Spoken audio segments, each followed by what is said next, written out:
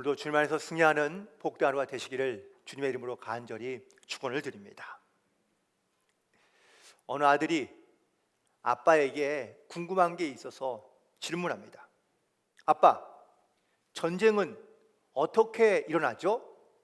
라고 묻자 그 아빠가 본인이 알고 있는 모든 지식을 다 동원해서 아이에게 설명해 주기 시작합니다. 1차 세계대전이 있었는데 그거는 독일이 벨기에를 충동질해서 전쟁이 일어난 거야 라고 이렇게 시작을 했는데, 옆에 있던 엄마가 그 남편 아빠를 또한 이렇게 가르칩니다. 여보, 똑바로 가르쳐야지. 1차 세계대전은 세르비아에 있는 암살자가 오스트리아의 황태자를 암살하면서 생긴 전쟁이잖아. 아이에게 그렇게 엉터리로 흐리멍텅하게 가르치지 말고 정확하게 얘기해 줘요 라고 이렇게 얘기하자 이 아빠가 듣고 있다가 화가 납니다. 그러면서 엄마에게 이렇게 얘기합니다. 아니, 애가 지금 나한테 물은 거지 당신에게 물은 건 아니잖아. 왜 참견하고 난리야? 라고 하면서 또 버럭 화를 냅니다. 그러자 아내가 씩씩거리며 문을 쾅 닫고 나가버립니다. 이 광경을 모두 보고 있던 아이가 아빠에게 이렇게 얘기합니다. 아, 아빠, 전쟁이 왜 일어나는지 이제 알았어요. 다 이해했어요 라고 이야기했다는 겁니다. 사실 여러분들, 다툼과 전쟁을 가만히 보면 큰 것 가지고 물론 싸우는 경우도 있지만 사실 사소한 것 가지고 싸우는 경우들이 많이 있습니다. 그 사소한 마음의 상처나 아니면 작은 사건들이 내 마음의 평화를 빼앗아 버리게 되면, 또한 평화가 사라지게 되면 우리 가운데 전쟁과 다툼이 끊이지 않는 것을 보게 됩니다. 오늘은 대강절 주일차로는 세 번째 주일이지만 두 번째 말씀은 바로 평화에 대한 말씀으로 함께 은혜를 나누고자 하는데, 특별히 예수님 시대뿐만 아니라 전 세계를 통틀어서 바로 평화는 두 가지의 평화가 있다고 이야기합니다. 예수님 시대의 그 첫 번째 평화는 바로 로마 사람들이 전하는 바로 로마의 평화입니다. 그를 그리스어로는 팍스 로마니아라고 이렇게 얘기하는데, 로마 제국이 유럽의 대부분의 영토와 또한 아시아의 일부, 또 북아프리카에 있는 모든 땅을 다스리며 당시의 세계를 통치하던 그런 나라였습니다. 그리고 이 로마에 귀속된 수많은 나라들이 로마의 통치와 지배 아래에서 안정과 평화를 누리며 살았다라고 이렇게 기록하고 있는데, 바로 이를 라틴어로 팍스 로마나라고 이렇게 말하고 있는 것이죠. 팍스라는 말은 평화라는 뜻입니다. 그런데 이 팍스는요, 원래 로마 그리스 신화에 등장하고 있는 올리브 가지 나무를 들고 있는, 승리를 상징하고 있는 그런 여신의 모습입니다. 이 여신이 들고 있는 올리브 나무 가지는요, 전쟁에서의 승리를 말하고 있는데, 그래서 로마 사람들은 전쟁에서 승리하는 것이 바로 평화를 이루는 것이다 라고 생각을 했고, 로마는 군사력을 가지고 온 세계를 지배하고 정복합니다. 그래서 로마인들은 속설에 의하면 하루도 전쟁을 쉬는 날이 없었다라고 이렇게 이야기하는데, 실제로 이 로마 사람들은 평화를 지키기 위해 아주 강력한 통치와 억압을 했고요, 많은 세금을 거두어 들였던 것을 볼 수 있습니다. 그래서 많은 역사학자들이 이 로마 시대의 평화를 바로 강대국의 폭력에 의한 평화라고 이렇게 규정하고 이야기합니다. 말은 평화를 말하지만 실제로는 강한 억압과 폭력에 의한 평화를 바로 말하고 있기 때문인 것이죠. 그에 반해서 유대인들의 평화는 사뭇 다릅니다. 히브리 말로 평화는 샬롬인데요, 이 샬롬은 세상에서 누리는 육신적인 평화, 정치적인 평화가 아니라 마음에 누리는 평안을 말하고 있는 겁니다. 많은 유대인들이 2차 세계대전에 끝나고 난 다음에 수많은 유대인들이 학살되고, 그리고 이제 유대인들은 전부 다 망했다, 끝났다 라고 말하는 사람들이 많았습니다. 그런데 이때쯤 어느 한 인류학자가 유태인들의 집을 방문하며 또한 그들의 어떠한 이 생각과 사고를 좀 조사하고 있는 그러한 일이 있었는데, 그가 초대받은 집에 들어갔을 때 그는 깜짝 놀라고 맙니다. 유대인들은 다 망했다라고 말하며 아주 형편없고 누추한 집에 살고 있는데, 그들이 꼭 하나 잊지 않고 있는 생활의 습관이 있는데, 그건 바로 그 누추한 상황 속에서도 꽃병에 꽃을 놓는 것을 잊지 않았다는 것이죠. 어쩌면 그런 끔찍한 일을 겪고 난 다음에 과연 그들 마음 가운데 평화가 있을까, 평안이 있을까라고 생각했는데, 놀랍게도 그들은 마음의 평안을 가지고 있었다라는 것을 그 거실에 놓인 꽃병이 증거하고 있다고 그는 말하고 있습니다. 이 인류학자의 말대로 유대인의 인구는 전 세계의 0.2%밖에 되지 않습니다. 그런데 전 세계의 어떤 큰 부자들의 상위 20%가 대부분 다 유대인들이고, 노벨상의 30%가 바로 유대인들이다라는 사실입니다. 그들은 어떤 상황에서도 평화를 말하며, 또한 이 평안한 마음이 그들의 삶을 이끌어가는 원동력이 되고 있다고 많은 사람들은 이야기하고 있습니다. 예수님께서 이 땅 가운데 오셔서 특별히 많은 사람들 가운데 주신 말씀이 있습니다. 그 대표적인 말씀 가운데 하나가 요한복음 14장 27절에 있는 말씀인데요, 그럼 이 말씀 다 기억하실 줄 믿습니다. 평안을 너희에게 끼치노니 곧 나의 평안을 너희에게 주노라. 내가 너희에게 주는 것은 세상이 주는 것과 같지 아니하느냐. 너희는 마음에 근심하지도 말고 두려워하지도 말라라고 말씀하고 있습니다. 로마인들이 말하는 평화, 또한 유대인들이 말하는 평화, 사실 다릅니다. 폭력과 억압에 의한 평화는 결코 오래가지 않으며 영원하지 않습니다.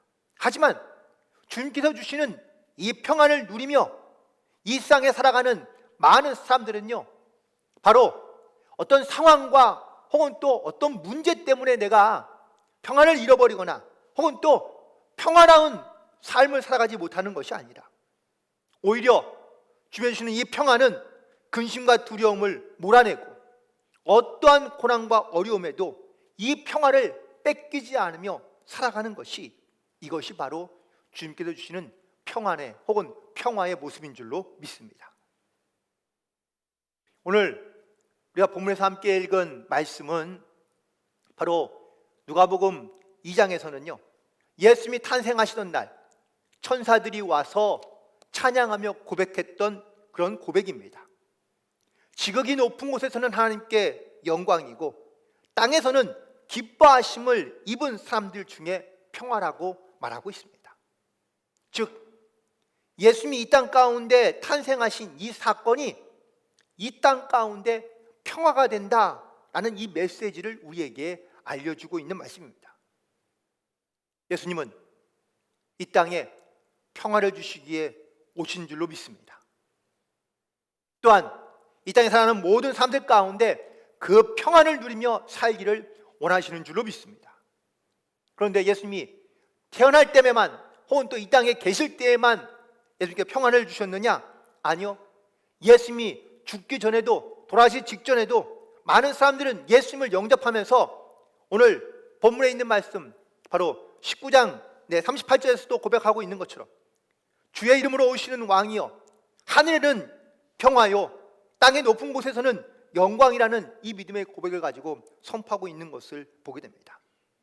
오늘 이 땅에 오신 이 주님의 평화를 기억하며 또한 주님이 오신 이 사건이 진정한 내 삶의 평안과 평화를 가지고 살아가는 그런 믿음의 고백이 있게 되기를 주님의 이름으로 간절히 축원을 드립니다.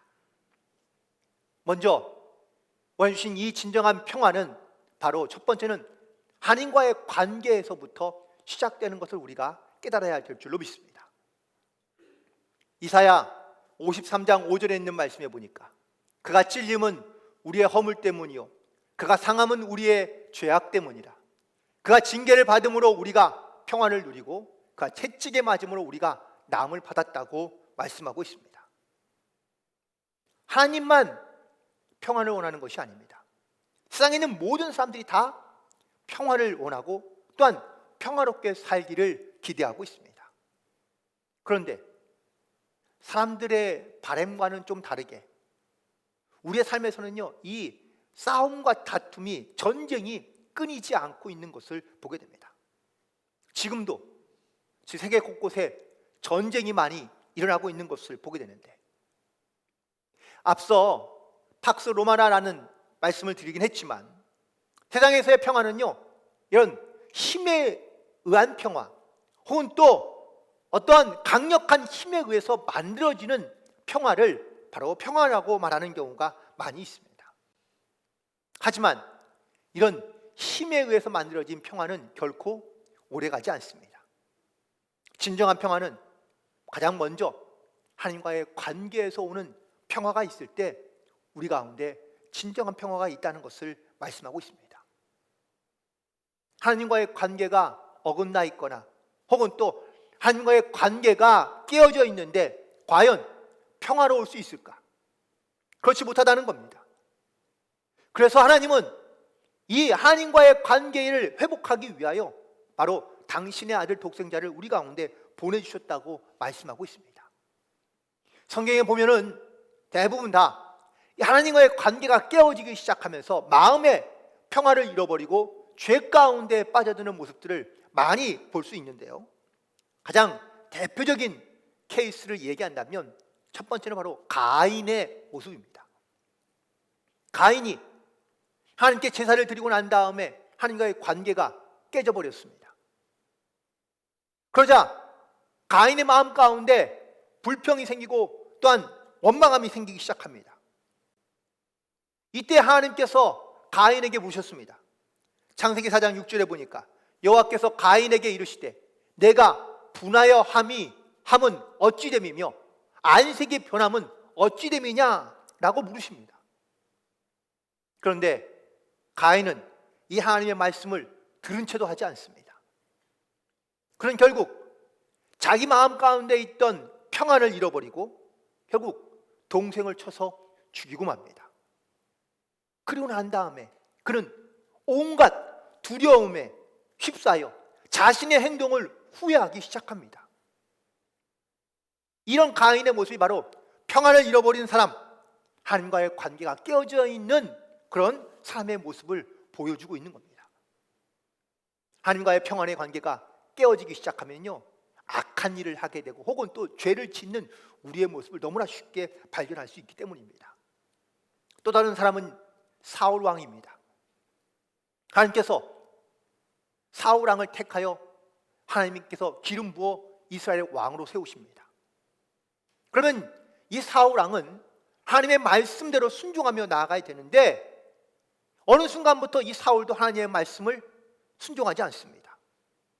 자기 판단과 자기 뜻대로 행하며 살기 시작하는 겁니다.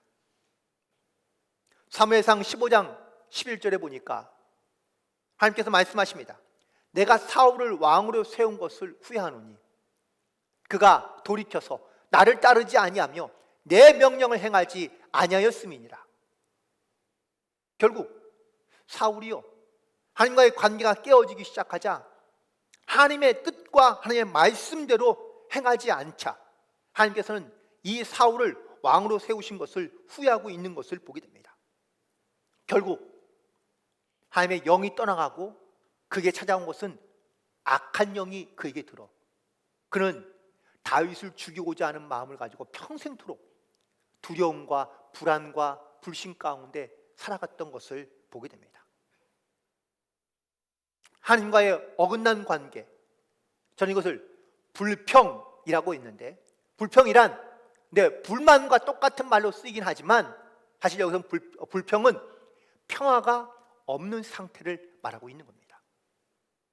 여러분들 마음 가운데 평안이 없이 살아보셨습니까? 아니, 살고 계십니까? 내 안에 주님의 주신 평안을 잃어버리게 되면 항상 두려움과 불안 가운데 살아갈 수밖에 없게 되고요, 선한 것보다는 자꾸 악한 것을 하게 되고, 후회하면서도 헛된 것을 쫓는 삶을 살아갈 수밖에 없는 것을 보게 됩니다. 이런 불행한 혹은 불평한 인생을 살아가는 인생들을 구원하기 위하여, 그래서 하나님께서는 깨어져 있는 하나님과의 나와의 관계를 회복하기 위하여 이 땅 가운데 예수님을 보내셨다고 말씀하고 있습니다. 예수님을 통하여 하나님과의 깨어졌던 관계가, 무너졌던 관계가 다시 한번 회복됨으로 말미암아 진정한 평안과 평화를 누리며 나아갈 수 있는, 살아갈 수 있는 그러한 대강절 또한 이 성탄절이 되기를 주님의 이름으로 간절히 축원을 드립니다. 두 번째는 바로 사람과의 관계에서의 평화입니다. 데살로니가후서 3장 16절에 있는 말씀에 보니까 평강의 주께서 친히 때마다 일마다 너희에게 평강을 주시고 주께서 너희 모든 사람과 함께 계시기를 원한다고 말씀하고 있습니다. 세상이 말하는 평화는 내가 강해지고 내가 부해지고 내가 더 많은 것을 소유함으로 말미암아 평화 혹은 평화를 누릴 수 있다고 이야기합니다. 그래서 수많은 세상의 사람들이 물질을 추구하고 성공을 추구하고 권력을 추구하고 많은 것을 소유하기를 원하고 있습니다. 그래야 내 삶이 안정되다고 생각하고 있기 때문이죠. 그런데 여러분들, 아이러니하게도 가진 게 많을수록, 배운 게 많을수록 평안을 누리며 살아가는 것이 아니라 오히려 더 불안해하며 또한 두려움 가운데, 염려 가운데 살아가고 있는 것을 보게 됩니다. 아는 게 힘이기도 하는데 오히려 아는 게 병이 되어 살아간다는 겁니다. 물질, 권력, 또한 인기, 성공 등은요 결코 우리에게 평화와 평안을 줄 수 있는 것이 아닙니다. 사람과의 관계에서도 마찬가지입니다. 우리는 끊임없이 사람을 차별합니다.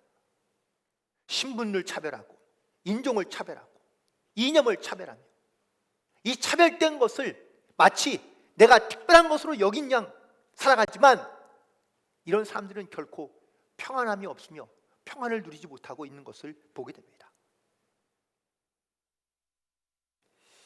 미국에 고든 맥도날드라는 목사님과 혹은 또 영성가가 있는데, 그가 어느 미국의 유명한 병원을 갔는데 거기는 아프리카에서 온 의사 선생님이 있더라는 겁니다. 그런데 그 의사의 선생님의 이름이 너무 길답니다. 써놓긴 했는데 저도 기억이 안 나서 지금은 그 이름을 제가 전혀 기억을 못하고 있습니다. 아무튼 너무나 특이한 이름, 긴 이름이라 그래서 그 뜻이 무엇냐고 물었습니다. 그랬더니 그 의사가 말하기를 내 이름의 뜻은 분노를 사라지게 하는 아이라는 뜻이라고 말합니다. 그리고 이 이름을 얻게 된 사연을 이야기해 주는데, 자기의 부모님은요 서로 너무나 사랑했는데 그 부모님들이, 즉 할아버지 할머니가 이 결혼을 반대했다는 겁니다. 그래서 이 두 사람이 그냥 집안을 뛰쳐나와 또 집안에서 추방되어서 살아갈 수밖에 없게 되었다고 그러시죠. 그런데 드디어 첫 번째 아이를 낳았는데 아이가 낳고 나니까 할아버지 할머니가 찾아오셨더라는 겁니다. 그러면서 이 아이를 축복하며 이제 너희를 다 용서하며 가족으로 받아들이게 되었다라는 말을 듣고 난 다음에 이 아이의 이름을 바로 분노를 사라지게 하는 아이라고 이름을 지어서 부르게 되었다는 겁니다. 그런데 이 이야기를 들으면서 이 목사님 가운데 하나의 깨달음이 온 것은, 예수님이 이 땅 가운데 오신 것이 바로 하나님의 분노를 사라지게 하는 것이구나 라는 것을 깨닫게 되었다는 겁니다. 예수님이 이 땅 가운데 오심으로 말미암아 사실 우리가 다 죄 가운데 죽을 수밖에 없는 분노의 진노의 자녀들이었는데, 우리가 예수님으로 말미암아 하나님의 은혜를 입고 하나님의 자녀가 되는 이 은혜를 입은 것은 바로 하나님의 그 마음이 이처럼 눈녹듯 녹아내려서 우리 가운데 분노가 아니라 오히려 주님께서 주시는 평안으로, 사랑으로 우리가 이 땅 가운데 살기를 원하시고 있다는 것을 우리 가운데 말씀하고 있는 것을 깨닫게 되었다는 겁니다. 우리가 이 땅 가운데 이런 하나님의 자녀로 살고 있음을 우리가 믿음으로 선포하며 또한 고백하며 살아갈 수 있게 되기를 간절히 소망합니다. 나를 통하여 사람들의 분노가 사그러들고, 또한 나를 통하여 분노했던 마음들이 다시 회복되는 이러한 믿음의 역사, 혹은 또 그런 사랑의 역사가 바로 이 성탄절과 또한 대강절을 맞이하는 사는 모든 성도들 가운데 이런 주님의 평안이 함께하게 되기를 간절히 축원을 드립니다. 세 번째, 이 평안은 바로 우리의 마음과 육체에도 주시는 바로 평안입니다. 누가복음 8장 48절에 보면 예수께서 이르시되 딸아 내 믿음이 너를 구원하였으니 평안히 가라 라고 말씀하고 계시는데요, 이 말씀을 하신 대상은 바로 12년 동안 혈루증을 앓아왔던 여인에게 주신 말씀입니다. 12년 동안 이 여인은 혈루증이라는 병을 갖고 살았습니다. 12년 동안 이런 방법 저런 방법으로 치료하려고 했지만 고쳐지지 않았던 것이죠. 드디어 그녀는 예수님을 알게 되고 예수님께 나아오게 됩니다. 하지만 예수님께 나아오기까지 과연 이 여인이 평안한 마음 혹은 또 담대한 믿음을 가지고 온전히 나아갈 수 있었을까? 아니요, 그렇지 못한 것을 볼 수 있습니다. 그녀는 온통 불안한 마음과 불편한 마음을 가질 수밖에 없습니다. 그래서 자신 있게 예수님 앞에 나아갈 수 없었던 겁니다. 또한 그녀의 주변에 많은 사람들의 시선과 이목이 있어서 그녀가 자기의 질병을 솔직하게 고백하며 예수님 앞에 나아갈 수가 없었던 것이죠. 그래서 그녀는 생각한 것이 예수님의 옷자락만 만져도 되겠다라는 마음이었던 겁니다. 그런데 예수님을 옷자락을 만지고 나니까 놀랍게도 성경에는요, 흐르던 피가 그쳤다고 기록되어져 있습니다. 이에 예수님께서 사람들을 돌아보시며 말씀하십니다. 누가 내 몸에 손을 대었느냐? 그때에 제자들은요, 사람이 이렇게 많은데 누가 예수님의 옷에 손을 댄지 어떻게 알겠습니까? 라고 말씀했습니다. 이 정도면은 그냥 모른 체하고 지나갈 수 있잖아요. 그런데 이 여인은 자기를 숨기지 않고 드러냅니다. 분명 처음에 예수님 앞에 왔을 때는 마음의 평안과 담대함이 없었습니다. 사람들의 시선과 이목이 두려웠습니다. 그런데 지금은 자기에게서 병이 고쳐진 줄 믿고 또한 그런 믿음이 생기고 난 다음에 그녀의 마음은 평안해지기 시작했습니다. 그러고 난 다음에 그녀는 자기가 예수님의 옷에 손을 대었다고 고백합니다. 이 믿음으로 말미암아 고침을 받은 여인, 그녀가 이렇게 많은 사람들 앞에 담대하게 나아갈 수 있었던 이유는 마음의 평안과 평화를 얻었기 때문인 것이죠. 주님께서도 우리의 육신 가운데 평안과 평화를 가져다 주시는 줄로 믿습니다. 물론 살다 보면 우리가 어떤 질병과 혹은 또 장애로 말미암아 우리가 불편을 가지고 살아가는 경우들이 많이 있습니다. 하지만 장애가 있다고 혹은 또 질병이 있다고 그 마음 가운데 평안이 없는 건 아닙니다. 평안은 단순한 인사말이 아닙니다. 물론 육신이 건강하지 못하고 온전하지 못하면 마음의 평안을 갖고 살아가기가 쉽지 않습니다. 마음이 불편하고 마음이 불안한데 평안하다고 말할 수 있습니까? 아니요, 그렇지 않습니다.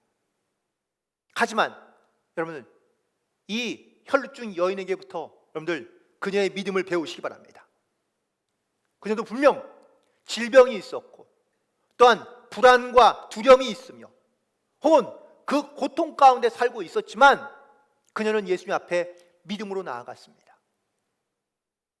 그리고 믿음으로 예수님의 옷자락을 잡았을 때 그는 자기의 육신의 질병이 치유되는 이런 놀라운 은혜를 경험하게 되는데, 이 질병이 치유되고 난 다음에 그는 오히려 더 담대해지고 있는 것을 보게 됩니다. 육신의 약함과 아픔 때문에 주님께로 나아가기를 꺼려하는 많은 사람들이 있지만 믿음으로 주님 앞에 나아가 그 주님의 옷자락을 잡으며 주의 말씀을 붙잡으면 주님께서 반드시 치유해 주시고 그 마음 가운데 평안을 주셔서 그 평안이 바로 여러분의 삶을 바꿔가는 놀라운 믿음의 역사가 반드시 일어나게 될 줄로 믿습니다. 칠레와 그리고 아르헨티나를 이렇게 경계선으로 삼고 있는 아주 큰 안데스라는 산맥이 있습니다. 그런데 이곳에 1904년도에 세워진 아주 유명한 동상이, 예수님 동상이 하나 있는데 그 동상의 이름이 Christ the Redeemer of the Andes라는 이러한 동상입니다. 사진 잠깐만 보여주시면 좋겠습니다. 이게 그 동상이고요. 옆에 잠깐만 국기가 있지 않습니까? 오른쪽이 칠레, 왼쪽에 보이는 것이 아르헨티나 국기인데요. 이 경계선을 두고 이 동상이 세워져 있습니다. 이 동상을 세운 목적은 두 나라 간에 영원한 평화가 지속되기를 바람으로 두 나라가 함께 협력해서 만든 예수님 동상입니다. 자, 근데 여기서 예수님 모습이 어느 한쪽은 앞을 향하고 있고 어느 한쪽은 뒤를 향할 수밖에 없는 겁니다. 이 동상이 이제 거의 다 완성되어 가는데 어느 칠레 사람이 이 동상을 가서 보니까 마음에 확 상처가 되는 겁니다. 왜냐? 예수님의 얼굴이 아르헨티나를 바라보고 있고 예수님의 등은 칠레를 보고 있거든요. 그러니까 이 사람이 갔다 오더니 화를 내는 거예요.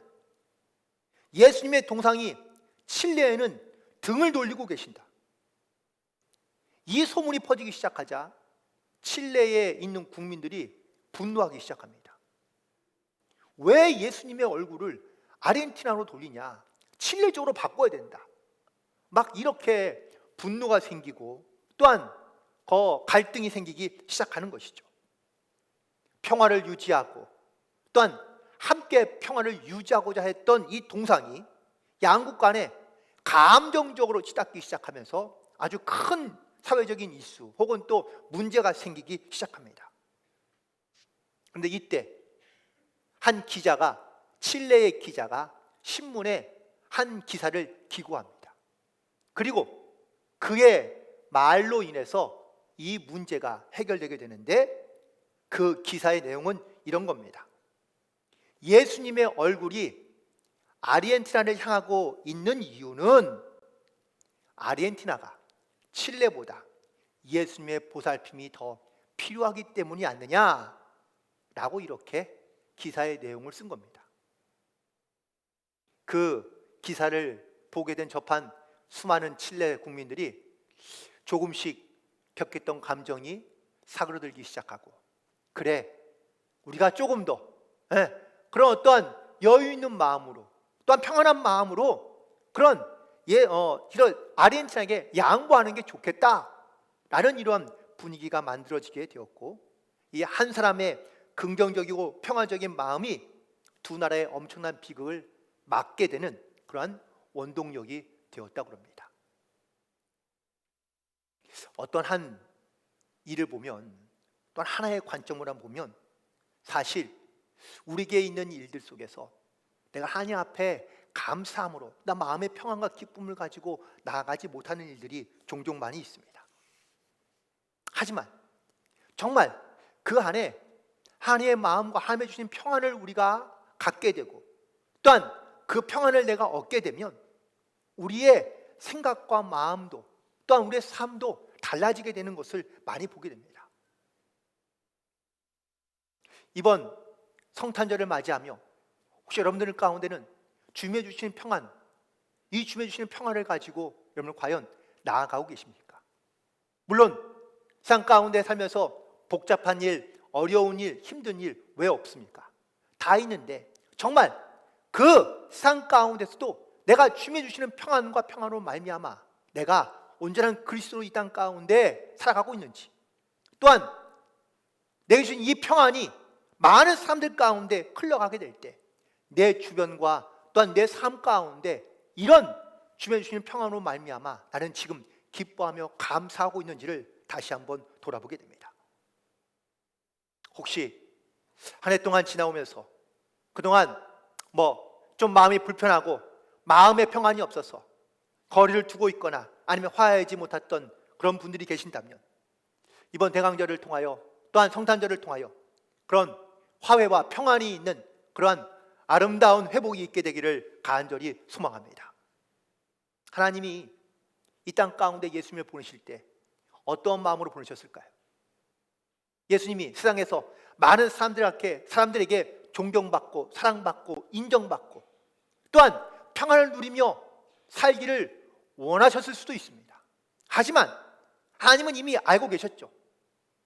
많은 사람들이 예수님을 십자가에 못 박아 죽일 것을 알고 계시면서도 당신의 아들 예수님을 이 땅 가운데 보내셨습니다. 그 이유는 하나님과의 관계를 회복하여 그리고 하나님이 주시는 이 평안을 누리며 살게 하기 위하여 예수님을 이 땅 가운데 보내주신 줄로 믿습니다. 이제 우리는 그 예수님을 믿어 하나님과의 깨졌던 관계가 회복됨으로 말미암아 내 마음까지 주시는 이 진정한 평안과 평안을 누리며 살아갈 수 있는 복된 성도가 된 줄로 믿습니다. 그리고 값없이 얻은 이 구원의 은혜를 우리가 많은 사람들 가운데 또한 이 주님의 평안을 그들 가운데 흘려보낼 수 있는 그런 거룩한 성도로서 또한 이 땅 가운데 살아가야 될 줄로 믿습니다. 오늘 이 주님이 주시는 평안과 평안을 누리며 그리고 이 땅 가운데 하나님의 그 사랑을 나타내며 또한 평화의 성탄절을 맞이함으로 말미암아 하늘에는 영광이요 이 땅 가운데는 온전한 평화를 선포하며 또한 하나님의 그 평안을 누리며 살아갈 수 있는 성탄절이 되시기를 주님의 이름으로 간절히 축원을 드립니다. 기도하시겠습니다.